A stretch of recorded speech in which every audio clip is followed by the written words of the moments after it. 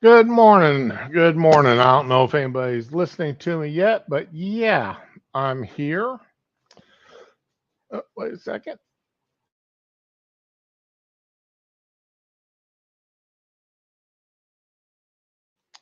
Sorry about that. I had to mute the mic for a moment. All right, so let's see here. This week, this this past weekend, oh my God. Well, it started off pretty good. My son and daughter-in-law invited us out to their house for dinner, and dinner was yesterday. He made some fajitas and such, and got to spend a couple hours with him and my daughter-in-law. Morning, Dar. Ahoy! Yeah, I'm surprised you got my invite even. I mean, because I was way late posting this stuff this morning. Well, I saw the title of the stream and I said, wait, rated R. That's for me. That's how I roll. I kept trying to come up with what images can I post that won't get me in trouble? Of what? And of stuff that happened this weekend. Man, there ain't no way. And finally it was like, no matter what I post, I've got to blur this, I got to blur that, or it's just all too disgusting. So and then it was like, well, I tell you what, I just put up the rated R symbol, and that should be enough. Yeah, you would hope, but I don't think it is. But so yeah, there was a whole bunch of degeneracy going on this weekend, man. I'm like, what the hell is going on here? What world am I living in? At least none of it happened in my personal life. I'm not going to go that far, so yeah. At least none of it in public. Let's put it that way. Nothing in public that anybody who shouldn't be seeing or anybody would object to seeing saw. Yeah, I don't think anybody saw me naked in public, but you never know. Or even close to. My poor puppy. We're getting ready to get another storm, and we gave him a pill to calm him down, and he's just still walking around in circles. He wants me on the couch with him so bad where he can cuddle up next to me. Yeah, see, I don't have any of that kind of stuff going on. So it's going to be okay. Well, now he wants to go outside. Okay, I'll let you outside. And he'll come back in 2 seconds later, and I'll keep an ear out for him to start whining that he wants back in. So what's going to happen is you're going to be jumping up and down and all that, and I'm going to take over the stream and probably say all sorts of stuff to get you in trouble. But that's your own fault for inviting me. Well, it's not that big of an issue with the cordless mic. So you're getting all sneaky on me, are you? That Bluetooth microphone the wife got me for Christmas last year. Yeah. So, but I know I did have a wonderful weekend. Got to spend about 4 hours with my son and daughter-in-law. He made up chicken and steak fajitas. And don't, my only problem with this, they didn't have any hot sauce. The hottest they had was some sriracha. Ooh, sriracha's. Yeah, see, sriracha would taste weird on fajitas, though. It did. It did taste weird on fajitas, but yeah, what can you say? I need Um, some Cholula. they didn't have Cholula, they didn't have Tabasco, they didn't even have Texas Pete. Well, I wouldn't put Tabasco or Texas Pete on fajitas. That would just be weird. You need like a Cholula or something like that. But then again, don't really need hot sauce. It'll be all right. Throw some Well, jalapenos on there. You're good. that was something else she was sorely lacking in. Was jalapenos. I She had so little sitting there. I felt bad even putting them on one. Well, I wouldn't have. I'd have snagged them all up. So, Did you guys want some? Well, you should have brought more. That's just how I roll. while we were at their house, so Yeah. See, even if I'm I at somebody else's house, I'm that way. well, I'll look at it. I've got to go pick up a prescription this afternoon, so I'm going to stop by Walmart and I'm going to pick up some more jalapenos and such, and I'm going to make up some more cowboy candy and give her a jar of it so that she's got plenty sitting there. And so, hey, Fury, how you doing today? But I mean, I personally, until I got on the internet, had a rather wholesome weekend. Wow. Then the internet sort of ruined it all for me. Well, I think. Well, see, I was on Quippers United last night, so that was kind of interesting for me. Oh, okay. How was that? It was a lot of fun. I need to start making, well, Sundays. We usually try to spend Sundays as a family type thing, so I usually don't get on, not that long on the internet. I normally don't get on the internet at all on the weekend. So, oh, anyway. But What, I got invited to do Quippers, so I did, and did you have fun? I did. I had a really good time hanging out with Frosted, and Dax was there. Yeah, I do like Quippers though. They're funny. Yeah, so I was hanging out with all the cool kids. Made me feel kind of cool. So, yeah. They invited me once, but they invited me on a night where I couldn't make it. Yeah. So, but let's see here. That's back when I was working 5 days a week. Yeah. So, but now that I'm no longer working 5 days a week. All right. So, shall we get into this? Well, let me start with the one that that will send you over the top first. There's probably a lot of stuff sending me over the top. Yeah. That's okay.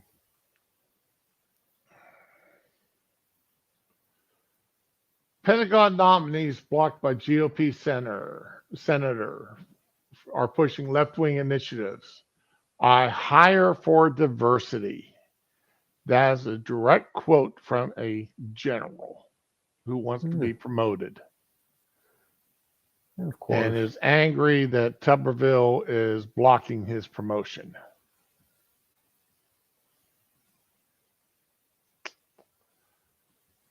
Several of the military officers whose promotions are held up due to a senator's fight with the Pentagon have supported left-wing cultural stances and diversity initiatives. All right. So let's see here. Well, Tommy Tuberville has single-handedly blocked numerous officers' confirmations. We talked about that a little bit. He's one of the things that he's blocking that for is the fact that the Pentagon has said that they are going to allow to pay people travel expenses, to pay women's travel expenses to have abortions. Yeah. Which Tuberville believes is a violation of a couple of laws in using government funds for abortion. Yeah, well, it is actually. So, So, and I mean, I agree with him. I mean, but it's also goes against that good order and discipline thing too. you know, And that's kind of more where I come down on it. and what Tuberville and what the problem, what Tuberville's doing here is he's blocked promotions that are usually done on a block promotion. They would list Right. everybody and the ranks that they're new ranks that they're to be promoted to, and it'd be a single vote by the U.S. Senate. Right. And on all 200, 250, 260, however many are for promotion, that are on that list will be granted their promotions on a single vote. Well, what they could do, and they don't want to do it because of the amount of time it would take, would be bring each individual up one by one to vote on. But that's not what the Democrats want to do. The Democrats feel that's too much of a waste of time. Is it a waste? You're sitting there whining and complaining that Tuberville is blocking these votes now that it's been being blocked now for several months. In that time, you could have cut that list in half almost. All right, if you brought up one or two names a day, you could have promoted possibly 90, 100 people, 180 people even. That would have put a serious dent in that list. But that's not what Chucky Schumer and the Democrats want to do. I mean, that's the way that's workaround. So since they don't want to do the workaround, they're just allowing nobody to get promoted. Well, yeah, because in that way, so there's a reason for that. Instead of doing the workaround, right? They are going now. We can blame the Republicans and make us sound so much better and all that. That's right. What that's all about. So, but anyway,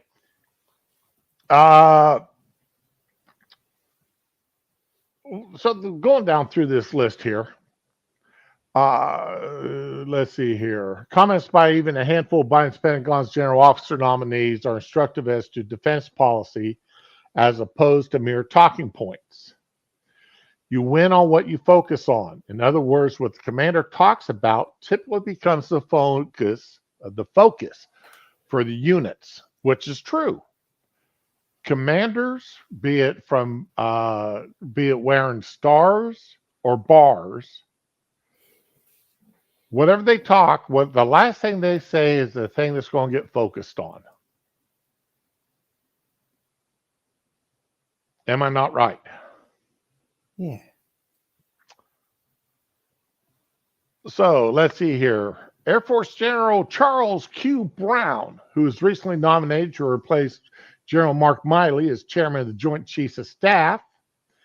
Brown gained notoriety when he made a rare public statement on race in the midst of the nationwide rioting and protests following George Floyd's murder in 2020. Excuse me, that should have been George Floyd's death by drug overdose. In August, Brown ordered the Air Force recruiting wing to cultivate an applicant pool that meets racial and gender percentage quotas, according to a memo. That order was meant to ultimately increase diversity in the Air Force itself. So once again, quotas, something which the government denies ever happening. I can personally attest that in the late 70s, the government had quotas. I will attest to that. I lost a job because of governmental quotas. Lost a job I loved, which led me to join in the military. In 2020, he told the Air Force and Space Forces magazine that I hire for diversity. Now, personal opinion here. I hire for the best to do the job regardless of skin color, regardless of race, ethnic heritage, or anything else. If you're the best to do the job, you get the job.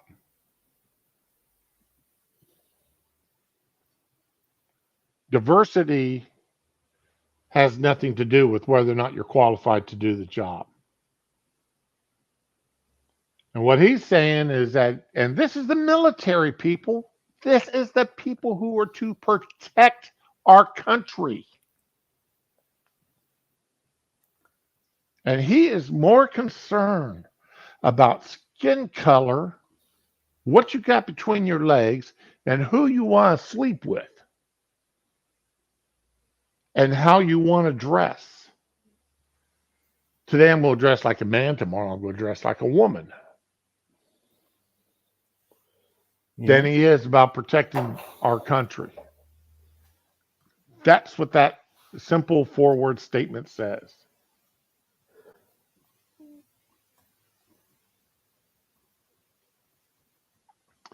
Additionally, Brown, as Chief of Staff of the Air Force, commissioned a racial disparity review focusing on African Americans, along with the second study of disparities between people of other ethnicities and gender identities and white heterosexual males. You know, the military is not a life of passivity. No. It is aggressive.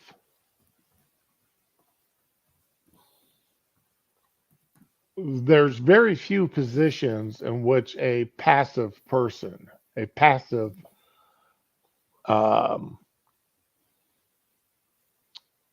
identity, you know, a person who is emotionally passive can handle. A chaplain or a chaplain's aide, somebody in medical fields, and maybe a few admin positions.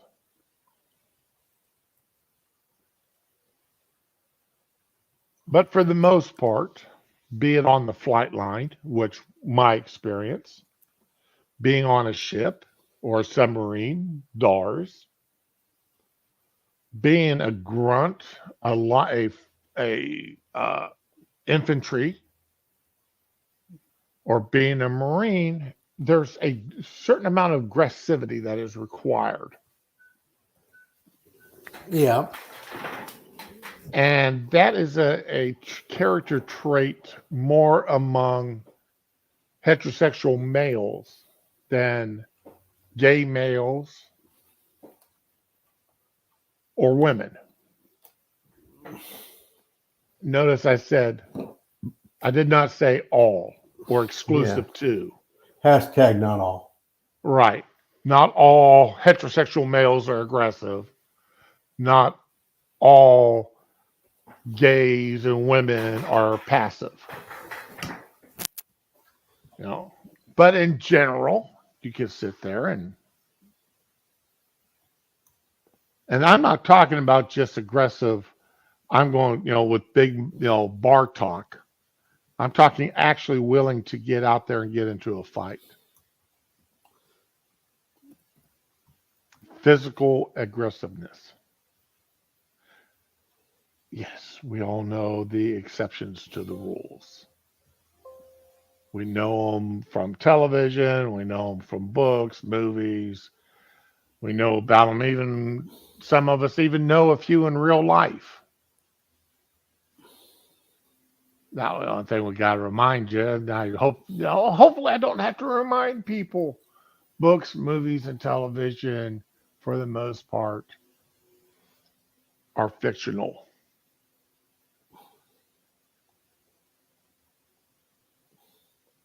So that's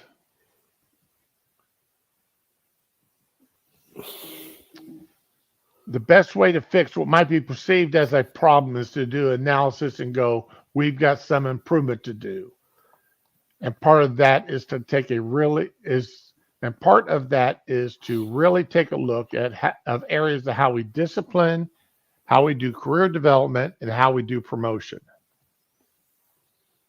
Now, Dart, when I was in the Air Force, every year we had it was either 1 to 5, 1 to 10 when I first came in, or 1 to 5 rating on multiple areas of our military career and job aspects. And then we're given an overall rating. Again, between 1 to 9 for the first part of my career, and then when they changed it, between 1 and 5.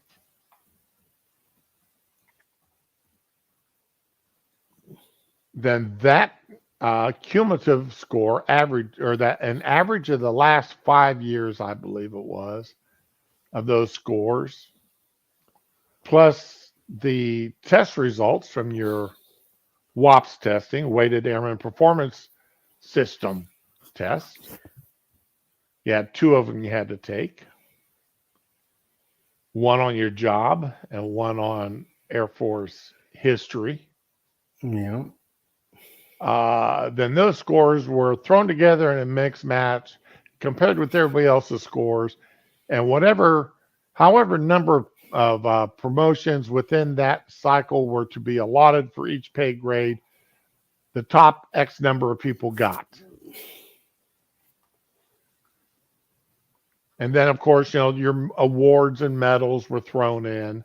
You got points if you had certain awards or certain medals that you had been awarded,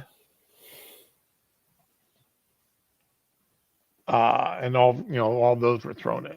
But that's how the Air Force did promotions up until that I can talk about up until '98.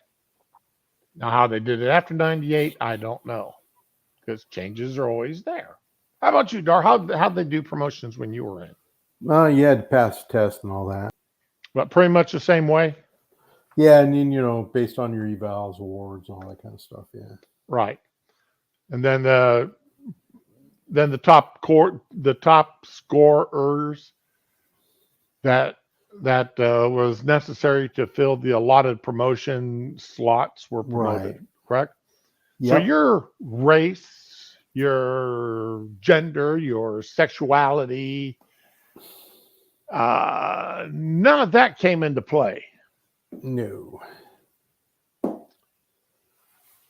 So what he's talking about here in changing promotions is making that part of the play. So somebody who didn't score as well, but because they were given extra points, because they're Black, brown, American Indian, gay, lesbian, male today, female tomorrow,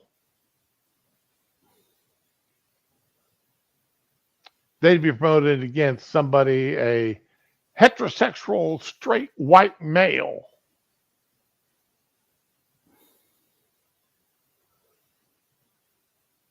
Simply because. Yeah, pretty much. I mean, I don't know. When you start tampering with promotions and with the promotion system and weighting it towards areas such as these, you're really screwing with goodwill and order. Yes. Of your troops. Yeah. And especially when you talk about top 3 enlisted grades. Because those top 3 grades are they're very political to start with, especially E9. We used to say that to get promoted to E7, you lost your spine. Get promoted to E8, you lost your brain, and when you got promoted to E9, they took your dignity away. Yeah, pretty much.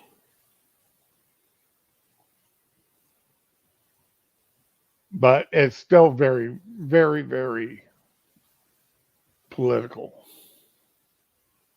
I knew many a chief that jokingly said, well, not just chief, but E8, E9, E7, E8, or E9 that would sit there and say, when I retired, I'm going to go out and suck dick on a corner for 3 months just to get my dignity back. Never had that in the Navy, but they wouldn't say things like that because, Navy's different. So. Right. But you don't go messing with promotions. No. Not to fill a political agenda. But that's exactly what this Brown wanted to do. And they want to make him in charge of all the military, Joint Chiefs of Staff. They want to make him chairman of the Joint Chiefs. Don't get much higher position in the military than that. No. So the thing of it is with the military, right, is they're always trying to use the military to do their little social experiments. So, and it doesn't always work out so well. Okay, the Secretary of Defense also nominated Air Force Brigadier General Scott Kane for promotion to Major General in March, shortly after Tuberville announced his hold. As a top officer at Eglin, and that's right here in Florida, up in the Panhandle, Eglin Air Force Base in 2020, Kane issued a unity message to Air Force peers at other installations, encouraging them to engage their teams in conversation about the tragedy in Minneapolis, referring to George Floyd's death in 2020. The unrest and pain in our country that followed, and what all this means for our lives and our service. Kane promoted tools he developed alongside Cecil Williams, the DEI director for Eglin, meant to facilitate those conversations. First of all, what the hell is a damn military installation doing with a DEI director? That's a good question.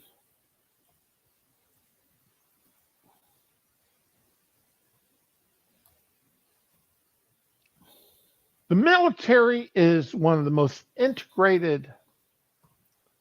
racially integrated units in the world, U.S. military.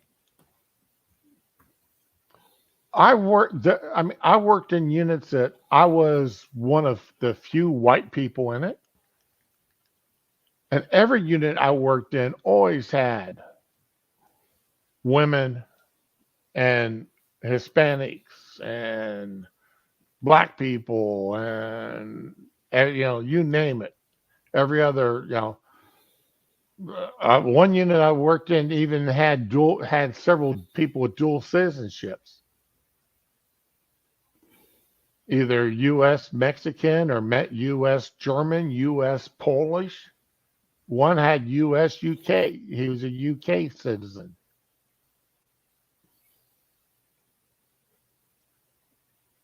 They just had to be careful where they got orders to, that they didn't get orders back to the other country that they had citizenship in, because that could cause some issues. But anyway, leaders must view the accomplishment of diversity and inclusion goals and objectives as being an important part of their responsibility, which Kane personally approved that statement. The office conducts activities related to the affirmative employment and inclusionary program management. It's time to have a conversation, he said in a video with Williams, referencing conversations he's had directly with troops, everyone on our team coming from a different place, different perspectives, and some people are coming with a bias, whether it's conscious bias or not. That point there, that was something we used to cover quite a bit at our annual EEOC training. But it was always up until my very last one, which was in 90, is either 97 or 98. They always showed the white male as being the guy with the bias. White women weren't biased, and God heaven forbid, any blacks be biased. Until like I said, the last one. And then they showed women being sexual predators. Yeah. In that one. And they showed a couple black people being racist. They finally got around to doing that in the late 90s. Now, I honestly, I don't know if they even have that anymore. It wouldn't surprise me, but it surprised me whether or not they still showed blacks acting in a racist manner or holding racist attitudes. I don't know how well something like that went off, but again. So there's several people. This story covers quite a bit. Okay. In the Army, Brigadier General Ron Reagan has been waiting for his promotion to Major General, an assignment as commanding general for the 21st Theater Sustainment Command.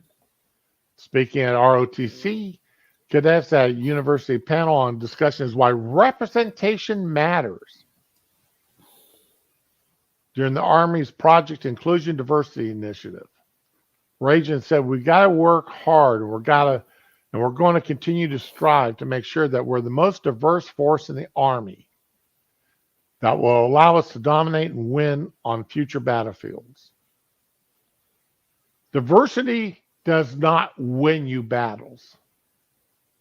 Aggressiveness and intelligence does.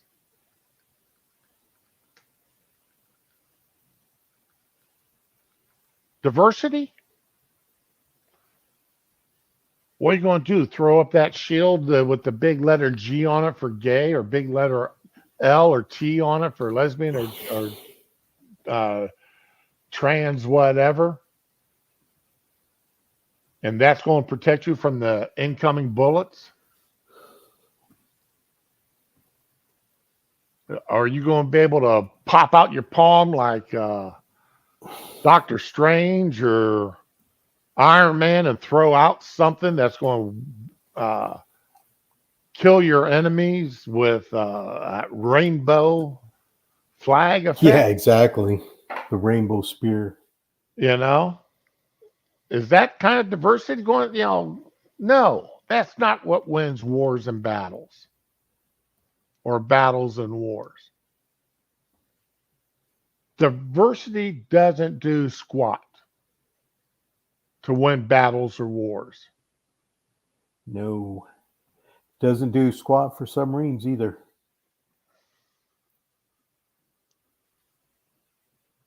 And again, Project Inclusion involved listening sessions with the review of the military justice system and removal of photos from promotion boards. Now, I can almost get around, understand about the removal of photos from promotion boards. Yeah. Because the military does, if you look like the poster child, you do. If you're a good-looking man or woman and got that chiseled jawline and whatever, you do have a tendency to get bumped up on the promotional system a little bit, but when on boards. But that's just the way things happen. So I can almost understand the removal of photos, because you should be promoted on what you've done, what you've accomplished, on what your what classes you've been to, and yada yada yada. What that is what what you've done, not not how sexy you look. A review of military justice system. Unless they can show me where the military justice system has been unfair to someone based upon their race or gender, well, military justice systems, like every other, like the American justice system, women are not nearly as harshly held to standards as men are. Usually not. But that's a gender bias throughout the thing.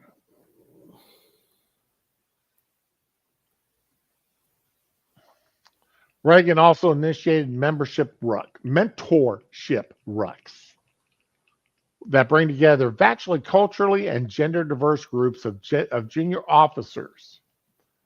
He reiterated his support of seeing greater gender, cultural, and racial diversity among the Army's ranks. Again, diversity does not win you wars, does not win you battles. So are you keeping an eye on chat? Because I'm not right now. I am not. I'm sorry. Right. I am. I'm sorry. Let me take a look at chat over here real quick. Hey, Neil and Fury. Who did I miss? Anybody else? Hey, Sean. Yeah, you're right, Sean. The trader wasn't good enough for him. Morning, Ramen.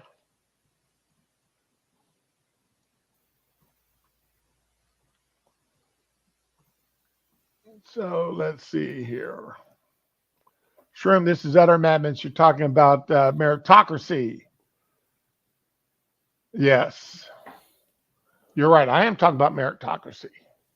The military is the one place where meritocracy was exemplified.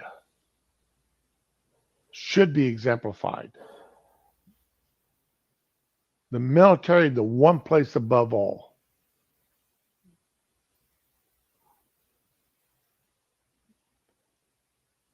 Yeah, it's not who you know, but who you blow. Yeah. We said there's a few times, there's a few places like that,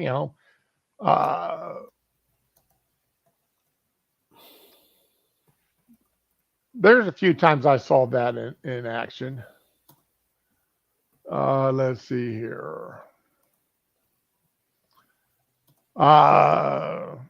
Space Force General Jody Merritt served as a panelist for an industrial group DEI symposium in 2021. She's up for promotion to Major General in February. She also spoke under personal social media accounts about her political standings, including a January 26th tweet that appeared to exhort fellows to vote for stricter gun control measures.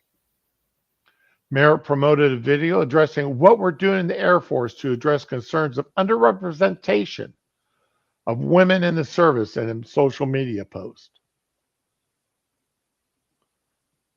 By recognizing the value of women's participation and actively promoting their involvement, we unlock a transformative force. I hate that word transformative.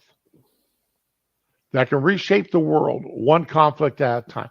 When you say you're going to you're going to transform something, that means you're going to tear it down and rebuild it from scratch.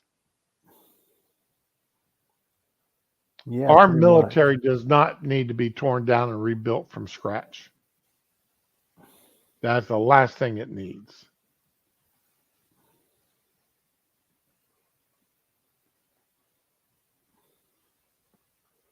Okay. Let me bring up a second screen here, hopefully. But I've seen too many units when I was in would get a new captain in, or a new major, or a new chief. And the first thing they'd want to do is we're going to come in, we're going to make all these changes. I mean, they weren't even there 30 days and they're announcing changes. They had no idea how the unit operated prior to their arrival. All they knew is they were coming in and they were going to make changes. Usually change things to how things operated at their previous base,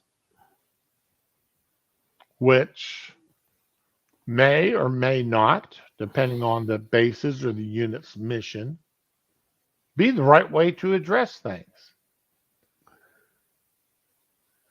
If you're a training base,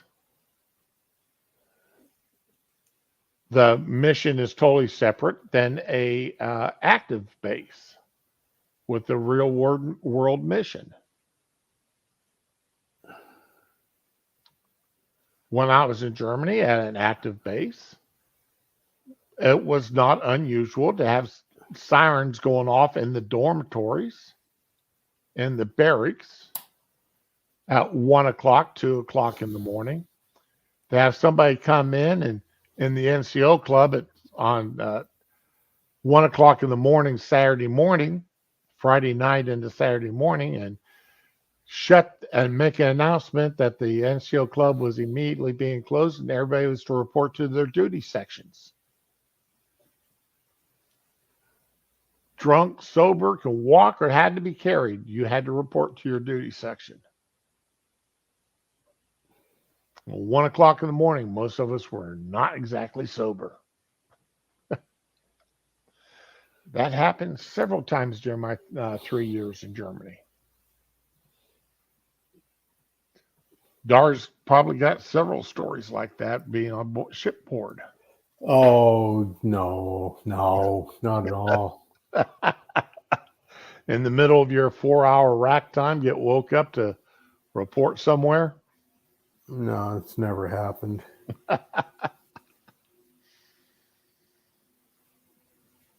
Oh. I think it's cute the way the Air Force says, yeah, we get woke up every once in a while. We got to do things.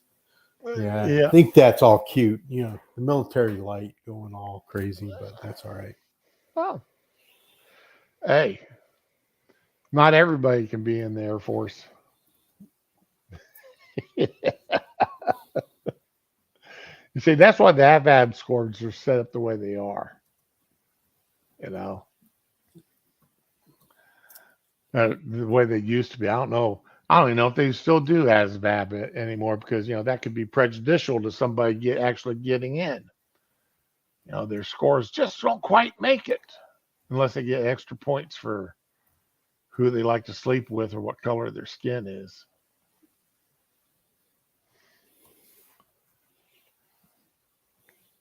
But we had a few women on the flight line. I remember, I knew that there was something wrong with the flight line, though, with the military when I first joined. And one of the first things you have to do is you have to go in and lift a certain amount of weight over your head. And they had 2 lines, one for men, one for women. I think men, as a male, we had to be able to lift 65 pounds up over our head. But the women only had to lift 30. I'm sitting there wondering why. If we're all going in the military, why did the men have to lift twice as much? And then on the physical fitness testing we had to do every year, again, the Air Force, the women were allotted, let's just say the 1.5 mile run. The women, men had to do it depending on your age in under 11 minutes. Women were given 14 minutes. 3 minutes doesn't sound like very long, very much time. But when you can, but when you're running, 3 minutes is a hell of a long time.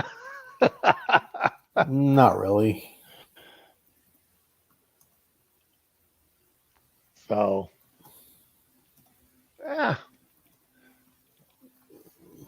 you don't think given three additional minutes to run a set distance, Well, yeah, that helps a lot, but that isn't much of a but difference. see, but see, here's the thing, right? The Yes. fact that they make the Navy run like a mile and a half and do all this kind of stuff, right? Show me on a ship where it's a mile and a half long, where you're going to run for a mile and a half, right? You're not, but You're right.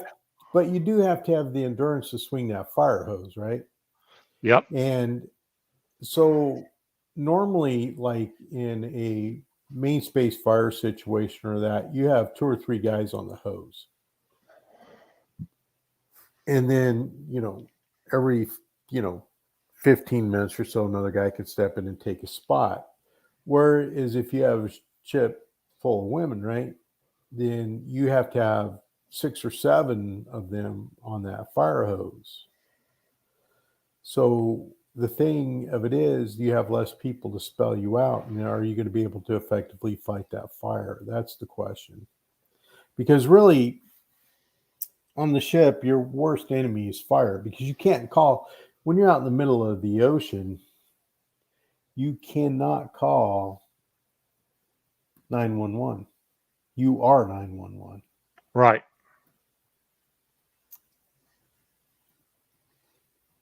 That's it. And I mean the same thing on the middle of the flight line. When there's a fire on the middle of the flight line, you don't wait for the fire station to show up. You are your own fireman. That's why I don't know if they still use Halon or not, but we used to have Halon bottles Yeah, Halon B. at every aircraft. Yeah, I And think they still do use Halon, but I don't know. In the uh, Navy, we always used AFFF, uh, especially on they the flight deck. they used to, because I know that somebody come down with a complaint or something about we couldn't test with Halon when we had to go through our annual recertification. Right. We couldn't test with Halon because it was ozone damaging or some god awful nonsense like that. We couldn't train with Halon. We had to train with some suitable substitute. And it's like, okay, that's like training with BB gun if you're going to the rifle range, but BCF, I don't understand what BCF is. Fury, what is BCF?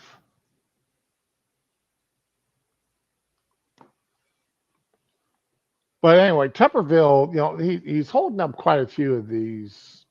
Uh, oh, come on, let's get back up here. Um, got Navy recruiting officer here. Navy Vice Admiral Jeffrey Hughes was put forward to reappointment to the same officer grade and assignment as Deputy Chief of Staff for Capability Development, Supreme Allied Commander Transformation in May. As commander of the Navy Recruiting Command, Hughes gave an opening remarks at the command's first Diversity Awareness Day in 2016. In 2022, as Deputy Chief of Naval Operations for Warfighting Development, Hughes participated in the Naval Information Force's inaugural DEI Summit, where he emphasized the pillars of DEI throughout the force. It is incredibly important that we reflect the values that we value, but also incredibly important that we serve as an exemplar to the rest of the nation, to the rest of the world. We need exceptional talent to get after these incredibly vexing strategic, operational, tactical problems. We need this exceptional talent to plan and execute the complex and vital missions. At the Navy's first ever Naval Surface Force Diversity, Equity, and Inclusion Symposium. My God, did they throw a mouthful of crap out there. Rear Admiral Brendan McLean headlined the event with a plea for participants to spread the word of diversity. You don't always need to agree with different perspectives, but accepting them and moving on is progress. If you accept them, then you agree with them. You have to agree with something to accept it. All right. No, you don't.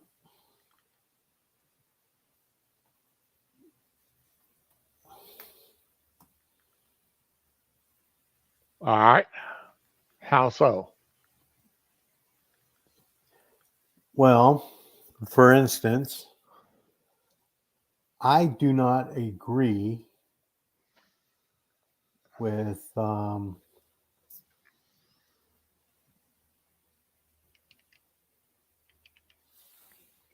do not agree with HOAs being able to tell you what color you can paint your house. But if you Okay. live in an HOA, you have to accept that fact.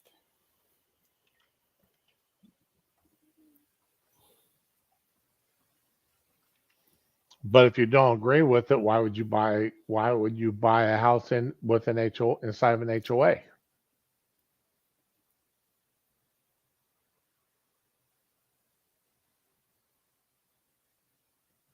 Well, that's the thing. You know, I turned down houses inside of HOAs. Right. So have Simply I, because they had an HOA, because I neither agree with them nor will accept them. that's true. That's a fact. But I'm just saying that is a situation where you do not have to agree with something to accept All right. it. All right. Okay. Again, though, this whole idea that you need diversity in order to win combat, that's not what wins combats. You don't have that rainbow unicorn power to overcome the enemy or protect yourself. That doesn't get it.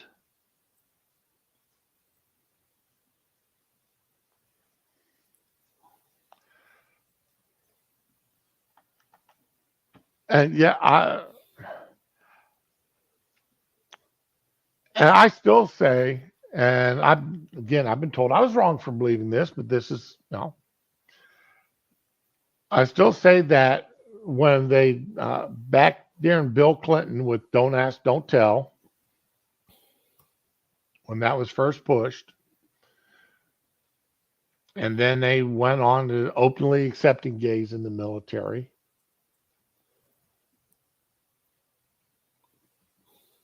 I said the perversion and the perversion was going to come even more so.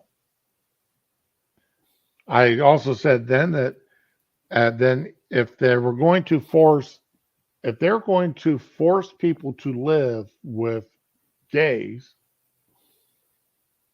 inside of a barracks, you're forced to shower and shave and sleep in the same room with somebody who finds you sexually attractive, be you a male on male or male on female or female on female, then they need to get rid of separate barracks.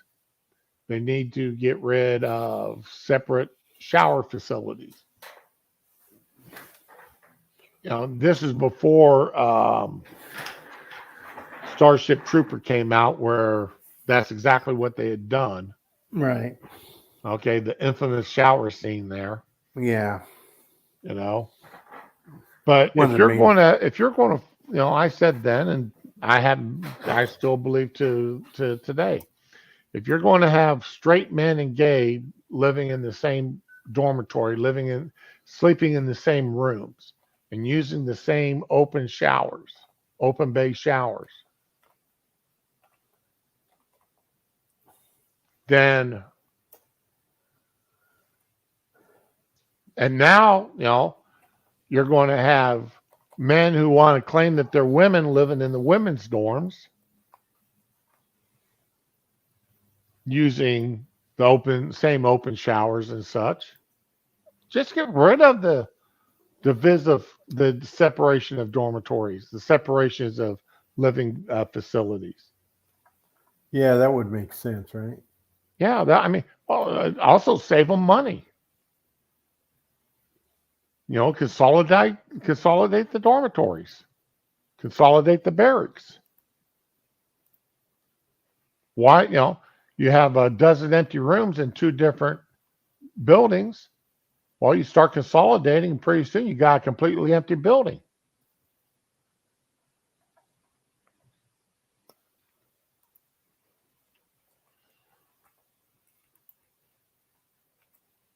Now, Tuberville is claiming, thanks to the Biden administration's woke appointees, we've seen the worst drop in recruitment in 50 years. And that's been something that they have talked about quite a bit this year, how recruitment is down. And because of that, that's why they're reaching out to all these other communities that used to be excluded. And as we all know, prior to the Clinton administration,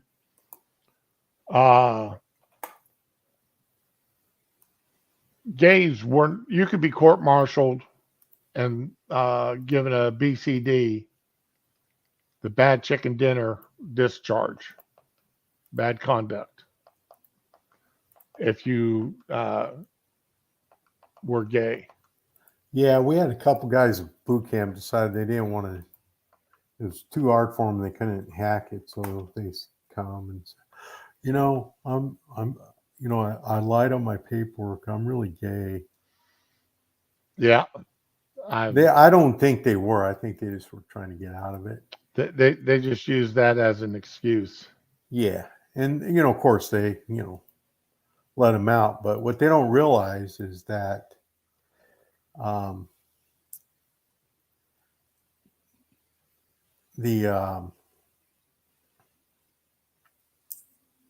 it took them longer to get out than it took for,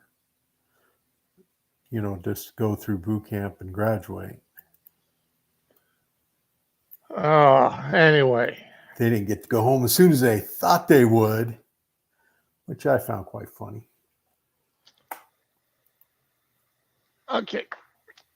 Okay, now we're going to get into the real mess. I wanted to cover that military one first since you popped on. Oh, okay. But now comes the real rated R stuff. You remember this? They'll change their group of friends. You won't approve of where they go at night to protest. But when you'll be disgusted, so gross, when they start finding things online that you've kept far from their sight, like information, guess what? You'll still be alright. We'll convert your children, yes we will. Reaching one and all, there's really no escape. Yeah, I do remember this. Because even grandma likes RuPaul. And the world's getting kinder. Gen Z's gayer than Grindr. Learn to love, learn to vogue, face your fate. We'll convert your children. Someone's gotta teach them not to hate. Remember that song? I do. That come out, what, 3-4 years ago? Something like that, yeah. And everybody at the time, a lot of people at the time questioned, is this just a parody, something that this group in San Francisco put out there just to piss off the right?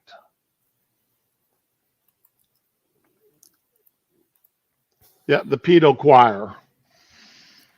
But a lot of people said this was a parody song that these guys put out there. Just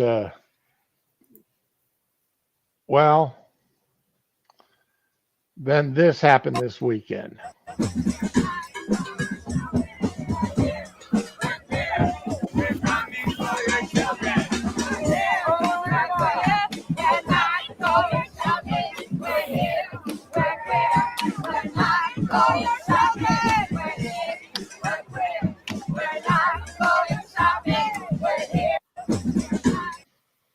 We're here, we're queer, and we're coming for your children. That was this weekend.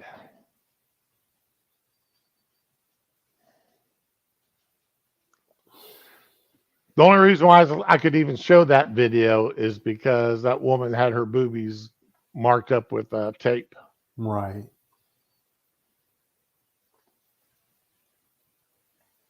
But it's no longer a secret that they're coming for our children. That's no longer a secret.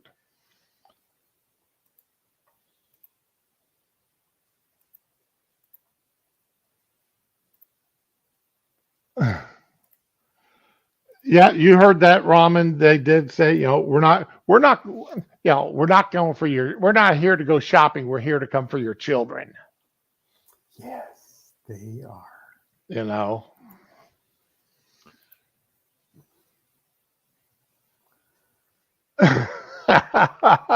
It isn't the Muppet Show. Yes, it is the Muppet Show. You're right. There are a bunch of weird looking people on there, huh? They are.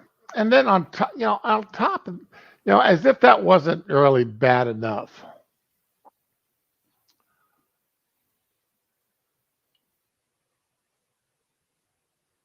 As if that wasn't bad enough. All right, let's see here. This weekend. Seattle Pride Parade. Naked men on bikes. Yeah. Dangling their junk in front of kids' faces. That's just not good. No, it's not good. Now, I know other people, this has been the lead story, and I normally don't cover the same stories that other people have covered.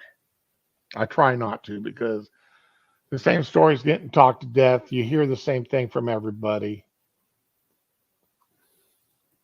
It gets tiresome, and I'm not one, as y'all know, for obviously, because I don't jump onto the bandwagon that everybody else is. At least I try not to. I try to talk about things a little bit different. But this, as y'all know, this kind of nonsense strikes deep to my soul, deep to my heart. When you start having these people actively usurping the parents, and trying to recruit children.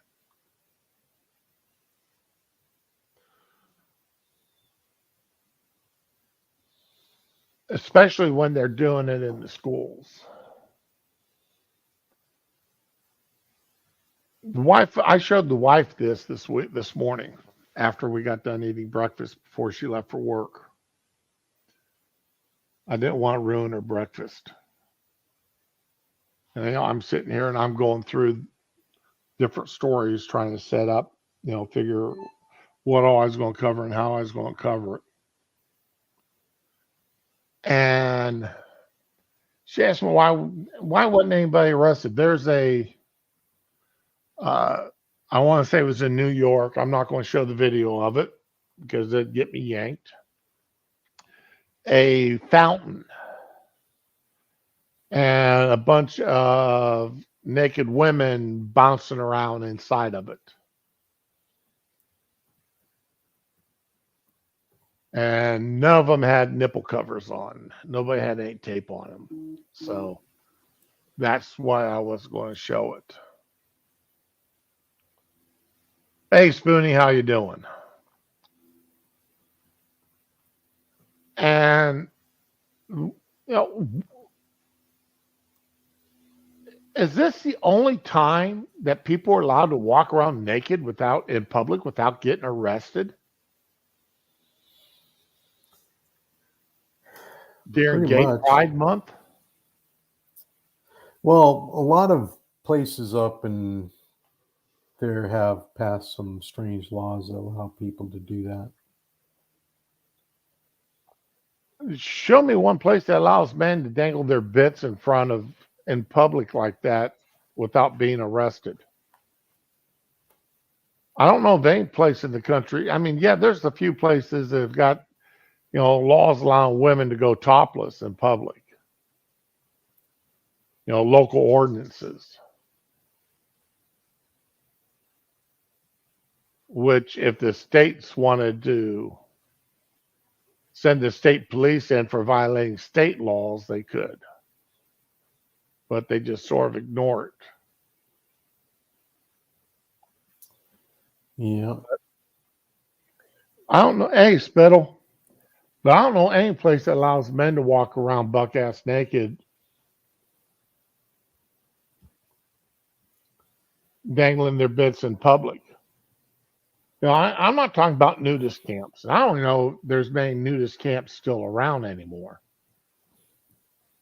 Back There's in few. the 70s and 80s, that was a big thing. Yeah, there's still some. But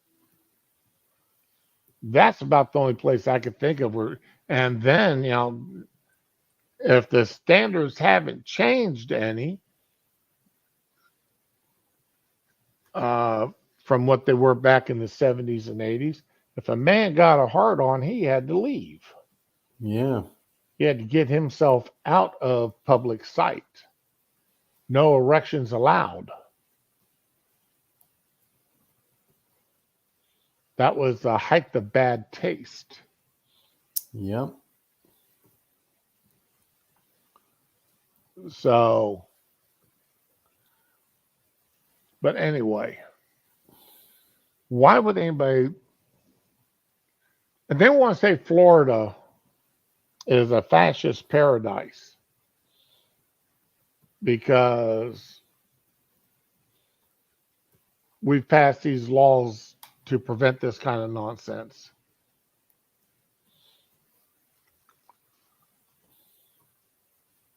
Unless you're a hottie wearing flesh or semi-transparent yoga pants.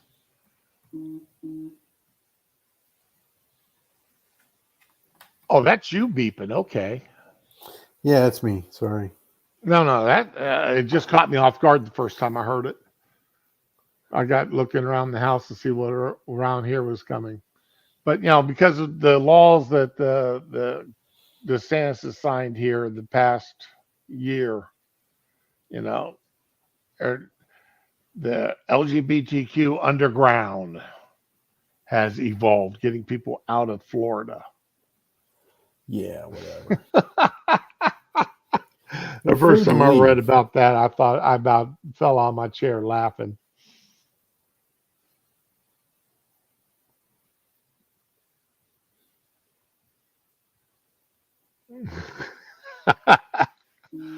Fury, it would not surprise me if your local councils did have something like that in place. Yeah, I tell you, I've read some, again, the excerpts are you can always pull stuff to be taken out of context. But some of the rules I've read for your local councils there are just absolutely outrageous. They're as bad as some of the HOA rules here. Except you voluntarily move into an HOA. Local councils, you don't have from what I understand, you don't have a whole lot of options unless you live out in the country. But anyway, what's this other? Okay, we did that naked bikes. Okay, so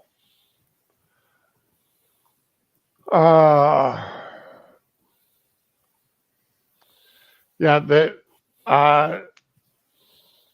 then it just wasn't that march there, but there was a New York City drag marchers made the same chant or very similar chant in New York. So it just wasn't a one place thing. It didn't happen just out on the West Coast. It also happened up in New York.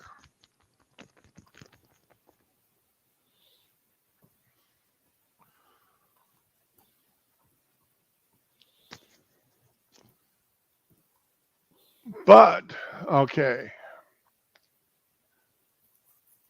I found this article. Biden administration puts LGBT in front of the ABCs.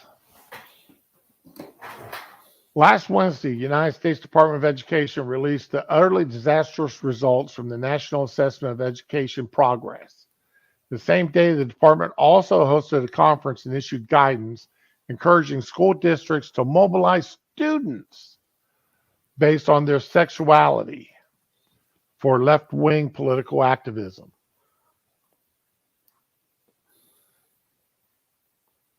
Okay, give me just a second here. All right, I'm back. The NAEP data showed that 13-year-old boys today are nearly a full grade level behind in math compared to 13-year-olds 3 years ago. It showed that low-achieving students today are nearly 3 grade levels behind where they were a decade ago. The Department of Education thus released a guidance toolkit recommending that schools form GSAs.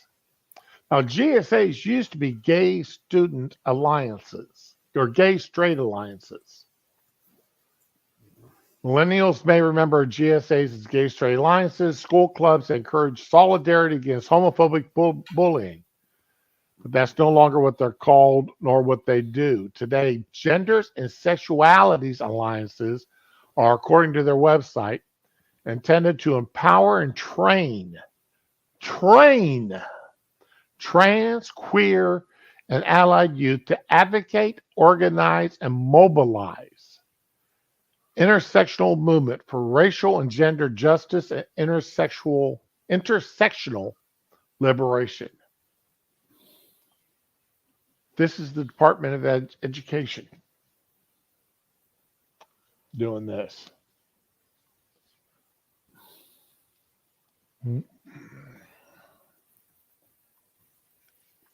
Tell me they're not coming for their children. Yep, they are.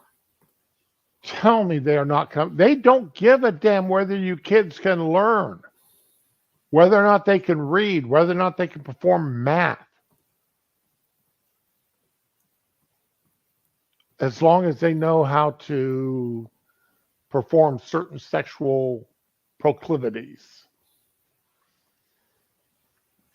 The Department of Education and guidance also encourage schools to adopt more inclusive language. And, for example, removing the words mother and father from school forms. During one of the panels that are closed to press event that accompanied the release of its guidance, the department featured an apparently trans-identifying student who complained they wanted to live in a world where they could go to the airport. They feel they cannot do so now because of laws in different places, you know. Did I say that with the right amount of liberal inflection? Sure. Okay. They said they look forward to a world without transphobes and implied they were optimistic that we would have such a world once the boomers died off. They also said although they don't usually trust cis-het men over 50, they have a good relationship with their principal because he punished a student who dead-named them. I heard on Monkey Show, his little rant about dead naming. I have to admit, I agree with him. Yep. You're not dead naming them. You're using the name that's on their birth certificate. You're alive naming them. That's the name they were given when they were born. On the day that the news of the academic carnage dropped, the Department of Education chose to telegraph its intent to force schools to punish students who don't use preferred pronouns. It also chose to insist, contrary to the letter or any plausible possible reading of the civil rights law that so-called book bans could violate students' civil rights.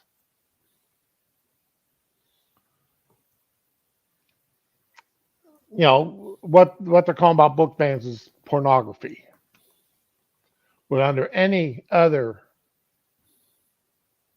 review of the material be pornography.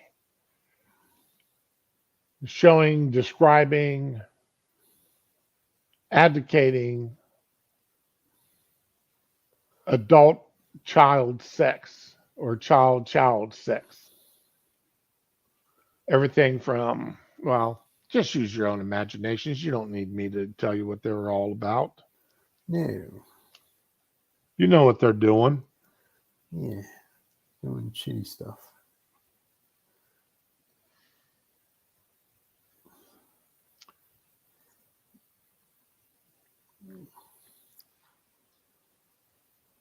It was the timing, though. The Department of Education could have picked any day of the month to release this toolkit advocating the inclusion and non-discriminatory school environments for LGBTQI plus students. But it chose to do on the same day those NEAP scores dropped, were released to the public. Because they knew which one would get the most press. And what doesn't get the press doesn't get, nobody knows about. I didn't know the NEAP scores dropped that day, but we sure heard about all this other crap. Yep. Conservative parents' rights have accused the Biden administration of being more interested in students learning their LGBTs rather than their ABCs.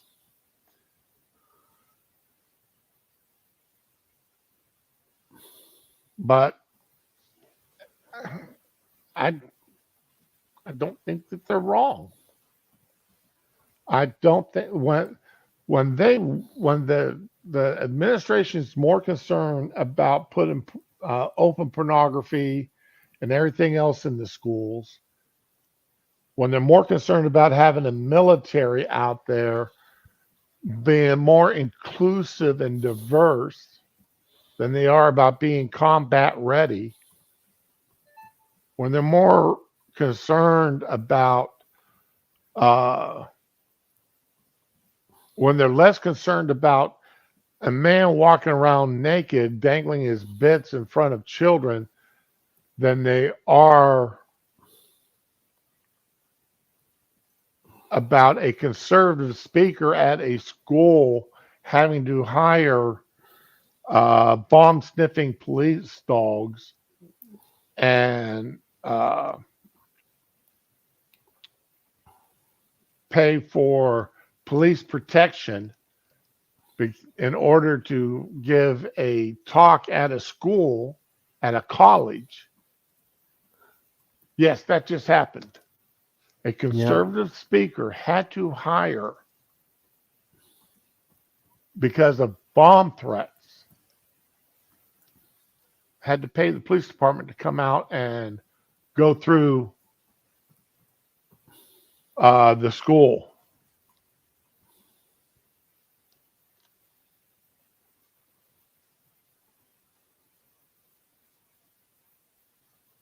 You know, there's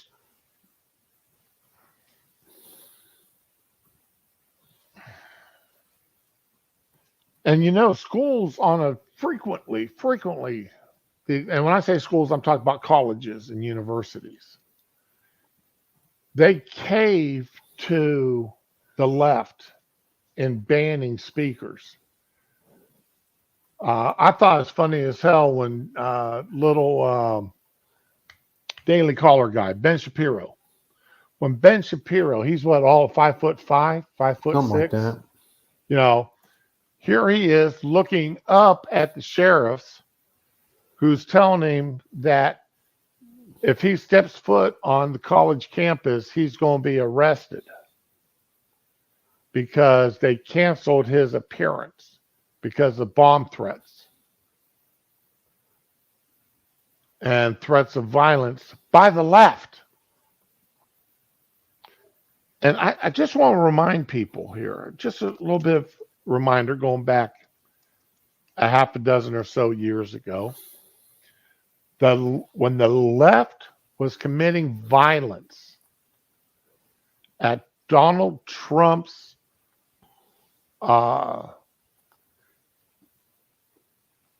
presidential run, during his run, even before the primaries, and they were out protesting and egging people and being violent. The media didn't go after the left wingers; they went after Trump.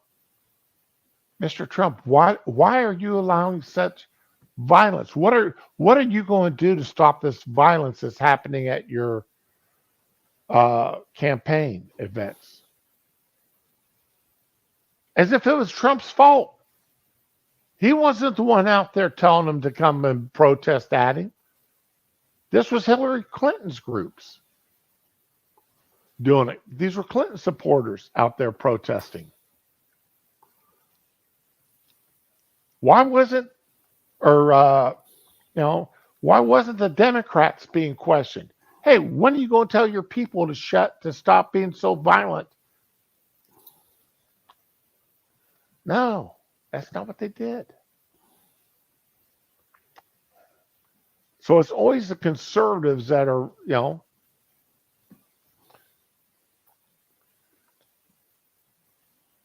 and heaven forbid, a conservative go up and want to have something not shown in public. Then you're automatically a transphobe. You're a racist. You're a sexist. You're a homophobe. If you don't want something to get out in public. But in the pure hypocrisy of the left,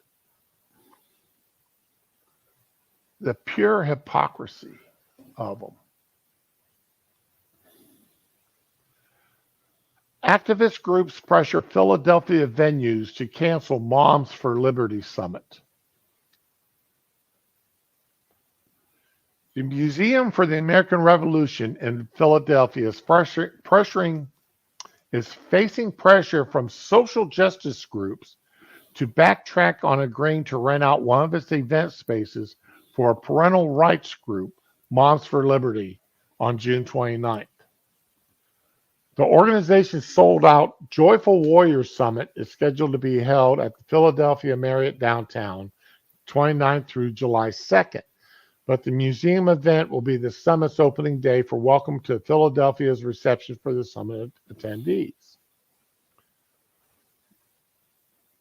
Pennsylvania State Senator Nicole Saville, representing the Philadelphia area, wrote a letter to the museum calling Moms for Liberty a hate group and urged the museum to cancel the event and stay true to its stated values.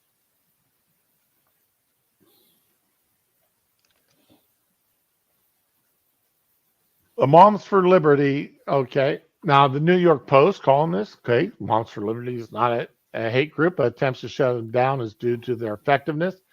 How is not a violation of the First Amendment rights that elected officials are trying to get the event canceled? Well, that's true. You got the governmental official, elected official, trying to shut them down. Then, of course, several staff members recently expressed their opposition to the museum allowing the Moms for Liberty event. I've been working at the museum for 4 or 5 years now. I've always been grateful to work someplace that's been supportive of me as a queer person. But with this, I feel a great sense of betrayal. Now, should I feel a great sense of betrayal if where I worked allowed a gay group to come in? Would I be held up as a spokesman if I said I felt betrayed that a place I was employed allowed a gay group to come in and use the facilities for something, No, you would not. You would be ostracized. I'd probably lose my job. But this guy here, he's going to get himself, that cuddle room and a place to. Spanky, you don't fit in there. Well, there goes my bookshelf. Yeah, well, there you go. He crawled up underneath, behind my books, and knocked them all on the floor.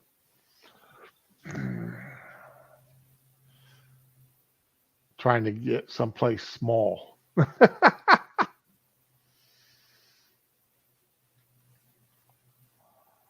A petition of opposition from over 60% of the museum staff to the event was submitted to the museum's president and CEO. Despite the petition, the staff holding an emotionally charged internal forum, Dr. Stevenson decided he would not cancel the event. Well, good on Dr. Stevenson. This museum gets taxpayer dollars. They can't discriminate.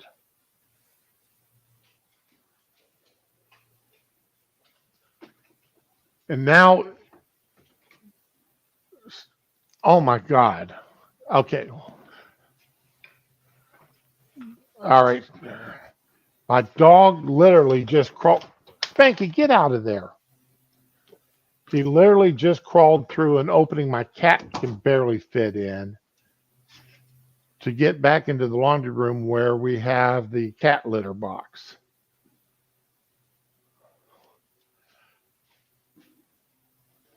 Come on, Spanky. You're okay. That storm isn't coming yet. Calm down, buddy. We're not in the middle of the storm yet. It's not even raining out. Crazy dog. Sorry about that, guys. But we can't let him back in where the litter box is, or else he'll eat the poop. Yes, some dogs do eat poop. Yes, they do.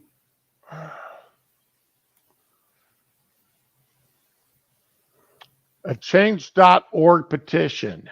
Marriott Hotels Just Say No to Hate.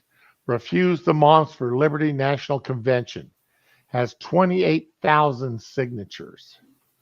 And is calling on the hotel chain to deny groups like Mom from Liberty the ability to host hate conferences in their facility. Now imagine a conservative group doing a Change.org to petition a hotel chain or anybody, to forbid a gay group, a trans group, or somebody from meeting there.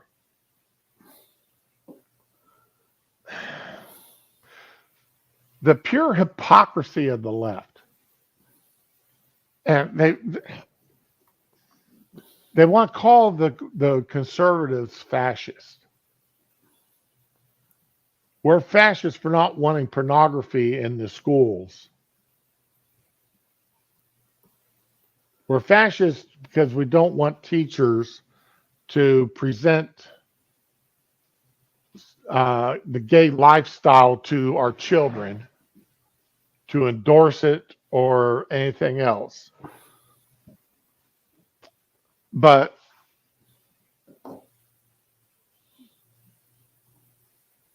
they're quite willing to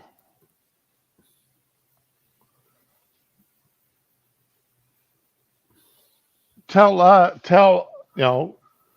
hotels or whoever else, to ban, to not allow us to use their facilities.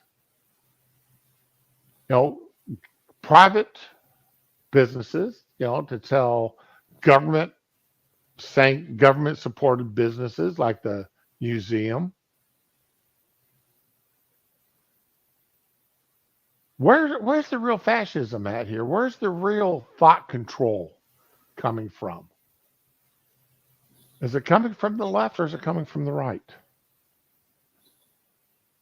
No,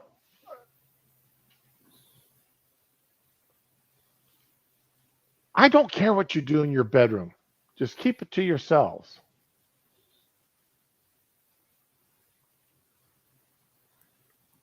I'm sure Dar's pretty close to that. Same thing.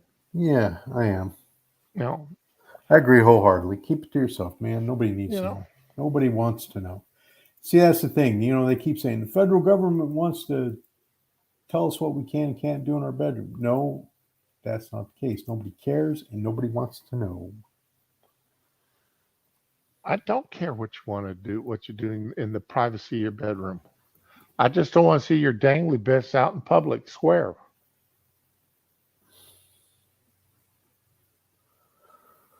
It's that simple. Keep your dangly bits covered up. Pretty much. And I don't know what the solution to this is, Dar. I really don't. Have we gone too far down this damn road to turn around? Is it going to I don't take a know. major upheaval to reverse this trend, or in any way, shape, or form, or is it something we're stuck with now?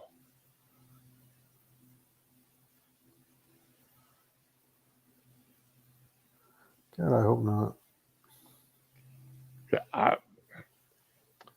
I honestly don't see any way of. I think the pendulum has gone so far that there's no way that if it does come back, it's going to come back with such a crash that it's going to cause a major catastrophe.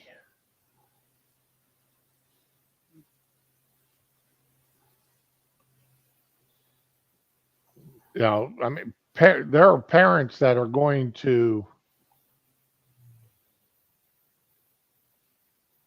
I mean, yeah, you don't play with somebody's children.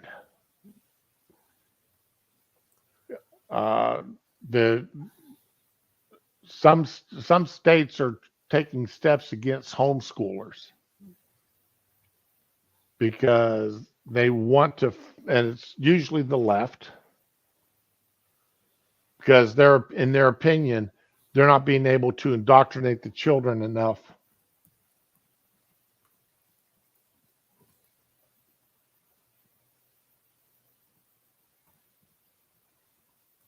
They haven't been able to indoctrinate your children enough.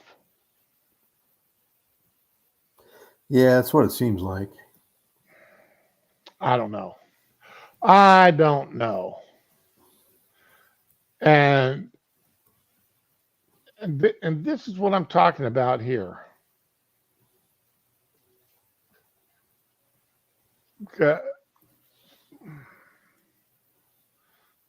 Schools allow children to identify as cats, horses, dinosaurs, and moons.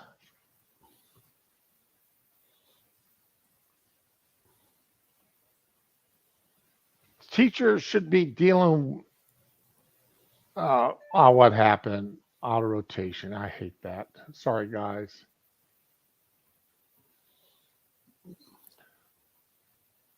According to the Telegraph, a student in Southwest, this is England, identifies as a dinosaur. At an alternate secondary school in England, another pupil identifies as a horse, and one also identifies as a moon and wears a cape. Safe Schools Alliance maintains the fact kids are identifying as animals is an issue that needs to be dealt with. She says that teachers shouldn't be confusing these identifications with gender or gender diversity. They're just as crazy. If I as a male can identify as a woman, claim I'm a woman, why can't I claim I'm a horse? It's just as possible. It's just as possible I could claim I'm a horse. It's just as possible I could claim I'm a cat or a mouse. I think a lot of these kids are doing that kind of shit for attention. That's all it is. They're not really being serious about it. And I think a lot of them are just doing it for attention and all that. So they're going to grow up to be these weird ass lefty liberals. Well, that's just it. You know, what's the difference between identifying as a horse or a cow as saying that you're a male or a female when you're obviously not? You know what I'm saying? I do. What's the difference there? Oh, FedEx is delivering something to the house. That's good news. So if they bring it all the way to the front door, we'll hear the dog go nuts. Yeah, well. Yeah, so a lot of these kids, they're doing it for attention, right? And which is, you know, fine and dandy. They're just doing it for attention, but they're going to grow up to be weird ass little kids who are not going to get along well in the real world. Yeah. And, you know, so it's a matter of,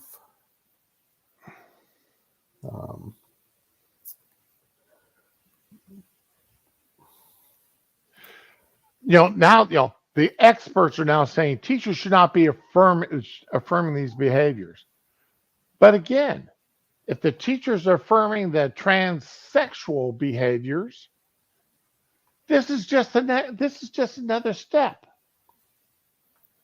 You can't tell me that this bit of goofiness is goofiness too far. If you've allowed this step of goofiness, why not allow that next step? If you are fully supportive of young boys pretending they're girls or young girls pretending they're boys, let them pretend they're a horse. You got to accept it. That's what they think they are. Yeah. Students who identify as cats meowing. One student in Wales told the Telegraph that a classmate who identifies as a cat feels very discriminated against if you don't refer to them as cat self. When they answer questions, they meow rather than answer in English. And the teachers are not allowed to get annoyed at this because it's seen as discrimination. The student has been using cat self pronouns for 2 years, adding that if the teacher tries to get the student to answer in English versus meowing, things go awry.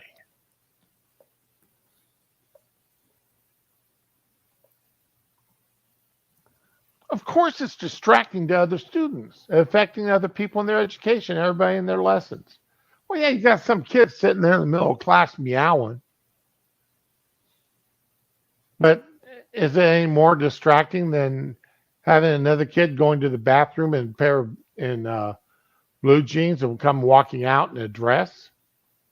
And then wanting to walk into the women's bathroom or the girls' bathroom? Or use the girls' locker room or the girls' shower after gym? Tell me what's more distracting. It's all distracting. And it's all meant to, get the kids used to this stuff so they're more easily controlled. According to the students, social media is to blame for the furies. Social media is to blame for these transitioning idiots too. Before Tumblr, this never happened, or it happened so rarely that the people who actually did seek professional help.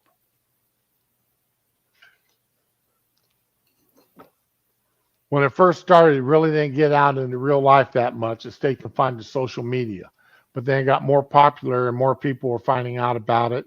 People then started bringing it into real life situations. Same thing can be said for the transsexual nonsense and all this other crap. Another school student identifies as moon self and wears a cloak to school, like a Harry Potter wizard cape. The student claims to be able to put curses on people.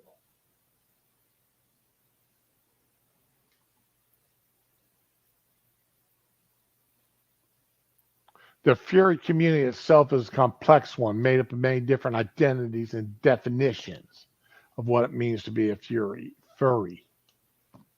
Safer School organization tells parents, advising them to engage in a conversation about what they think it means to be a furry and what they see as its benefits. Really? Benefits to pretending you're a frickin' animal? I'm done with this story.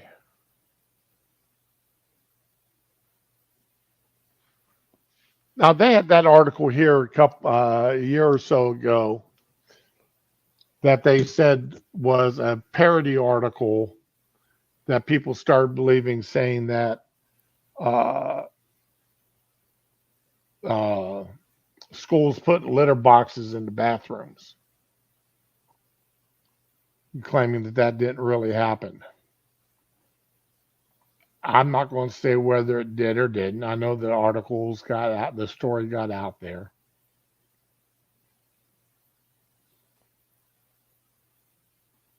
But what the hell, people?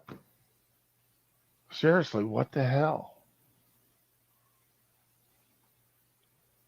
It's craziness. It's all craziness.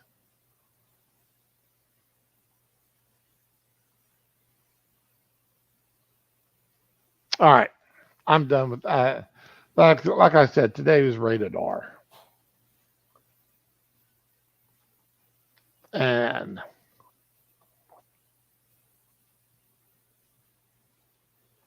do you ever do you follow Clown World on Twitter? Yeah, I do. All right. I like him. Okay. Then you may have already seen this.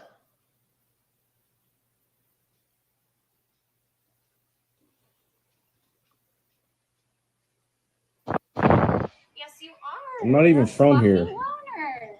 This guy's being a fucking weirdo. She's following me around to the trash can, No, I haven't. I've been walking recording me. fucking around. I'll back in, And of course I minding my own business. Fucking weirdo.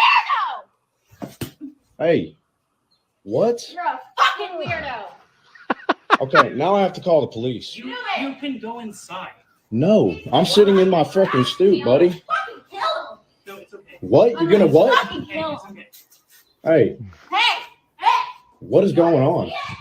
She just What feels- is she doing? She doesn't like you. She feels very harassed by What you. is she doing? I feel very harassed by you. Hey, what are you Well, doing? you're gonna, What are you You doing? got a freaking weapon? What are you doing? it's a fucking. She broke the thing. You have a weapon? No, bitch. Oh. Stop. Come here. Come here. Close the door, ass. Quit. Quit. Yes, you are. I'm not even. Craziness on display. Just pure craziness on display. I don't know about it. Anyway.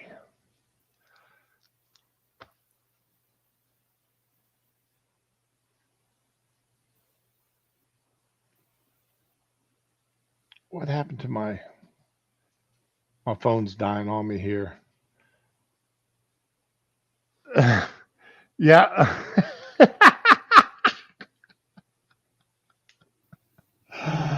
Oh, okay. Elliot Page's non-functional lap lump. Yeah.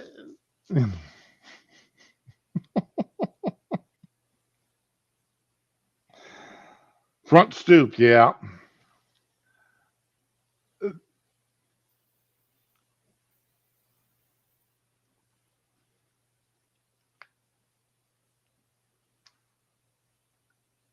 Yeah, that lady definitely did need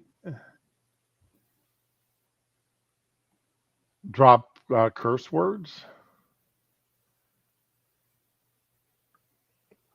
Yeah, we were discussing some things that happened over the weekend that, in order for, I started trying to figure out how to post, make up my title card for it, and I had to start shading this and shading that, and finally it's like, it's easier just to say the stream is rated R. But anyway, Just go loud and proud. okay, now everybody's heard about Yeti. Everybody knows the infamous brand Yeti. All right, they got the overpriced coolers and tumblers and everything else.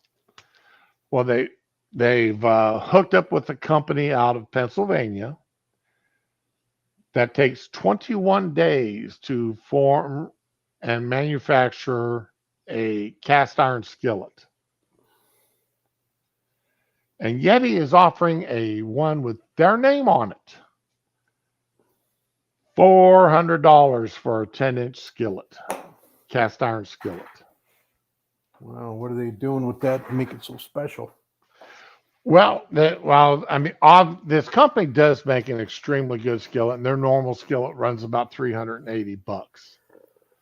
And it does take 21 days to manufacture them. They use an exceptionally fine sand for their casting.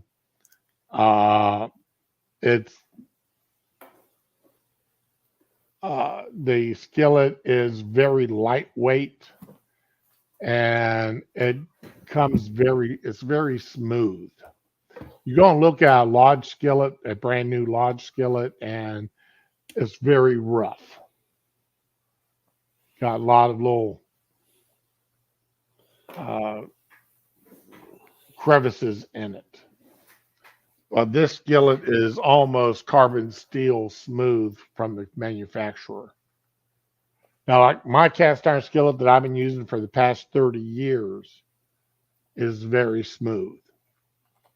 But that's because I've been using it for 30 years. When I first bought it, it was not anywhere near that smooth. Yeah, Ramen, it does. It better flip my eggs for me too. But not, and there's people out there, you can find them on the internet, that if you can buy your own lodge skillet, cast iron skillet, and send to them, or you can buy one of theirs that they have taken a sand or two and they've made as smooth as a baby's butt. Okay, what is going on? Was that What? I? What was what? No, I'm watching the broadcast on my cell phone, Yeah. and it just jumped all over the place. Okay.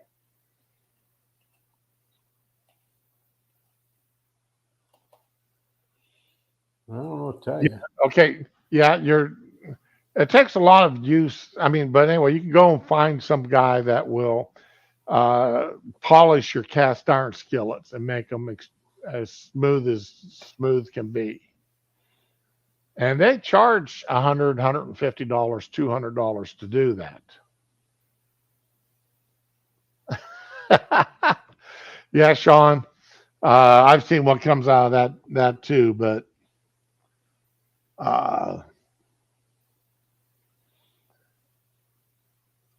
I've never used ceramic bonded one or an enameled skillet.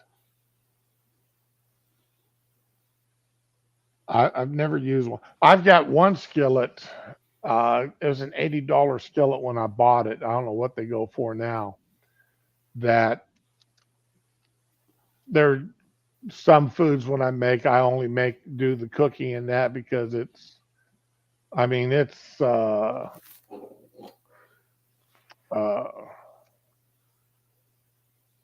not only is it a huge skillet, but it's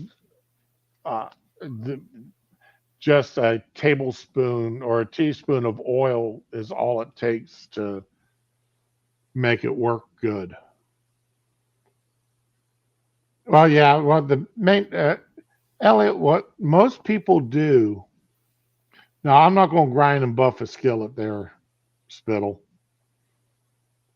Um, I don't have the time. I don't have the time or tools to do that. By the time I bought well, I do have the time now, but I don't have the tools. By the time I bought the tools, I might as well go ahead and buy that $400 skillet and save the time. But the biggest problem people make, the biggest mistake people make is they cook on too high of a temperature. The only time you ever need to turn your burner up past mid heat is if you're boiling water. That's the only time. You don't, very few times you ever have to get your skillet blistering hot, have it on full temperature. I don't know how many of my skillets my wife's ruined over the past 30 years because she took them up to, cranked them on full heat.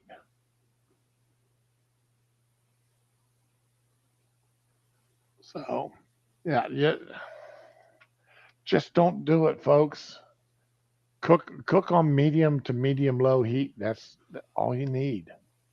Your food will cook, and your skillet, your cookware will last longer. And such as fish or small cuts, yeah.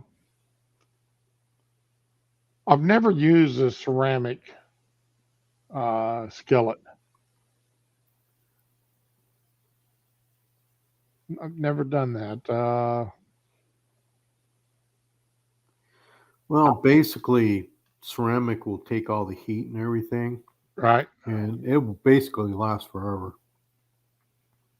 So, like cast iron lasts forever if you take care of it. Yeah, they were experimenting with ceramic engine blocks back in the 70s and 80s. And basically the same thing, would last forever. And that's the reason why you don't see it on the market. And they were much lighter too.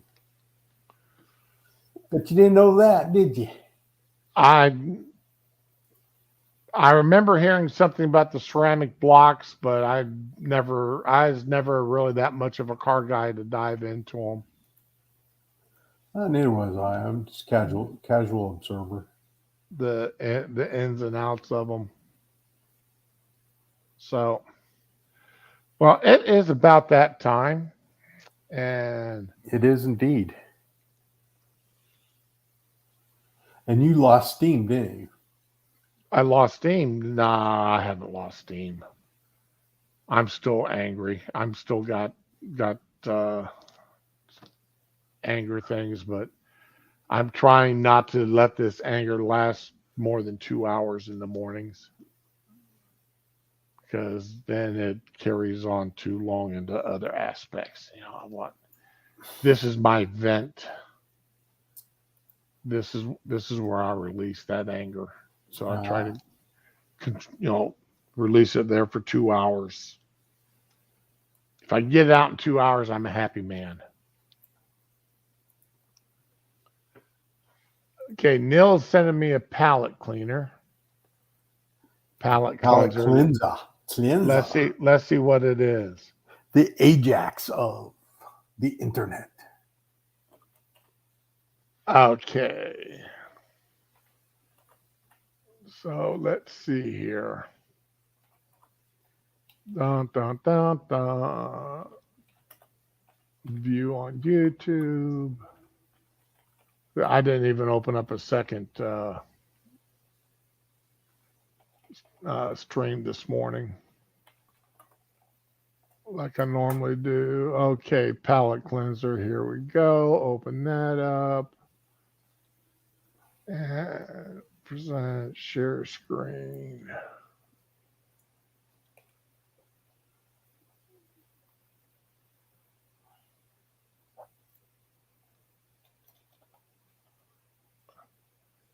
Okay, is there volume to this somewhere?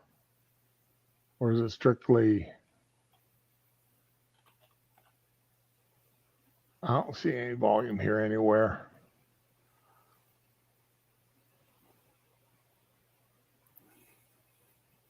All right, Daryl, I thought you saw an Oracle. I have to pee. No, Kenneth. No, I did see an Orca. Poor old penguin pal was black and white and red all over. It's you, Kenneth.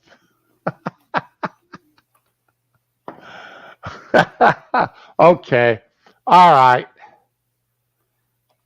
Yeah, that's cute. Dusty Dubs. Okay. That is cute. I guess none of these has got any volume to them.